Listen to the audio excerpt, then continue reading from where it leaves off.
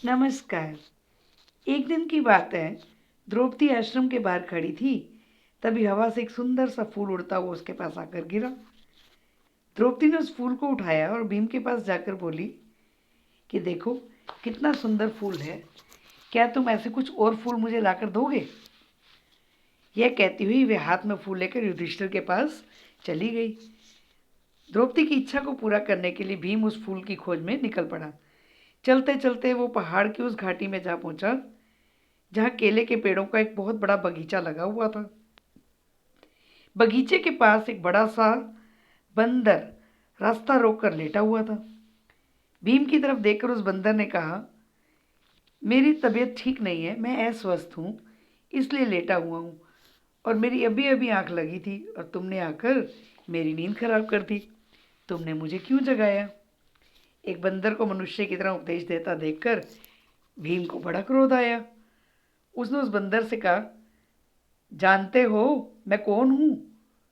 मुझे मत रोको, मेरे रास्ते से हट जाओ और मुझे आगे जाने दो। मैं कुरुवंश का वीर और कुंती का पुत्र भीम हूँ। बंदर बोला, देखो भाई, मैं बूढ़ा हूँ, मैं मुश्किल से ही उठ बैठ सक रहा हूँ। यदि तुम्हें आगे बढ़ना है तो तुम मुझे लांग कर चले जाओ। भीम ने कहा, किसी जानवर को लांघना उचित नहीं मानता मैं, इसलिए मैं रुक गया, नहीं तो मैं तो एक ही छलांग में तुमको लांग कर चला गया होता। बंदर ने कहा, भाई मुझे जरा ये तो बताना कि वह हनुमान कौन था जिसने समुद्र को लांघा था? भीम थोड़ा कड़क कर बोला, क्या कहा? तुम महावीर हनुमान को नहीं जानते? चलो उठकर रास्ता दे दो, बेकार में अपने मृत्यु को दावत मत दो। तब बंदर ने बड़े करुण स्वर में बोला, हे वीर, तुम शांत हो जाओ, इतना गुस्सा मत करो। यदि मुझे लांघना तुम्हें उचित नहीं लगता है तो मेरी इस पूंछ को हटाकर चले जाओ। मेरी पूंछ को एक तरफ कर दो और चले जाओ। भीम ने बंदर की पूंछ एक हाथ से पकड़ी और हिलाने लगा, परंतु वह तो आश्चर्यचकित रह गया, क्योंकि पूंछ तो जरा सी भी नहीं हिली वहां से। वो हैरान कि ऐसा कैसे हो गया। तो उसने कहा, अच्छा मैं दोनों हाथ से पूंछ हटाता हूँ। किंतु पूंछ टस से मस भी नहीं हुई, पूंछ वहीं की वहीं पड़ी रही।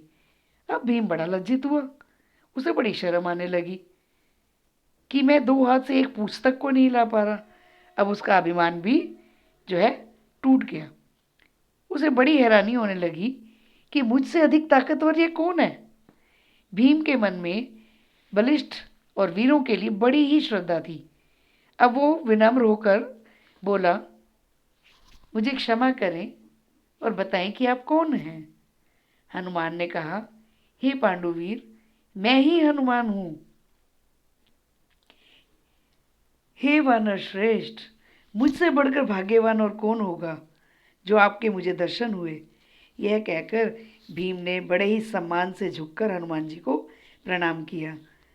तो हनुमान जी ने उसे आशीर्वाद देते हुए कहा, हे भीम, युद्ध के समय तुम्हारे भाई अर्जुन के रथ पर उड़ने वाली ध्वजा पर मैं सदा विद्यमान रहूंगा और विजय निश्चित रूप से तुम्हारी ही होगी। इसके पश्चात हनुमान ने भीम के पास के झरने से खिले हुए सुगंधित फूलों की तरफ इशारा करते हुए दिखाया। तो भीम को एकदम द्रौपदी का याद आ गई बात कि वो तो द्रौपदी के लिए फूल लेने आया था। तो उसने जल्दी से फूलों को तोड़ा और बड़ी शीघ्र गति से आश्रम की ओर लौट कर चला गया।